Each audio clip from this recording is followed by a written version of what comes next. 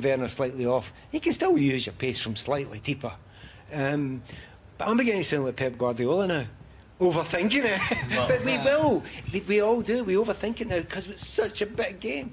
That's what I was actually going to come to next, Zach. He has a little bit of a reputation for doing that. Even though he's got a good record in finals, he's also lost a lot of semi-finals and things like that when he has actually, for want of a better word, just mucked about too much with it. And you just wonder, he might be more likely to do something a bit odd like that. Yeah, he could be his own worst enemy. Whether that's playing a player out of position, a formation they've never tried, trying to do a tactic that they've supposedly worked on in training but hasn't actually worked out on the pitch. And normally you would say in a final, do what you know, do what's safe, do what you know is successful. But at the same time, he's won a lot of finals, and so maybe a change like this is what is always on his mind to get him the win.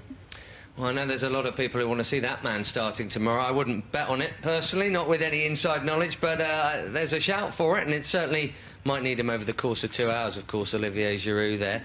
One thing that is for certain, surely, is that Man City will play with a bit more verve than they did in that Cup semi-final when we all thought they were oddly flat.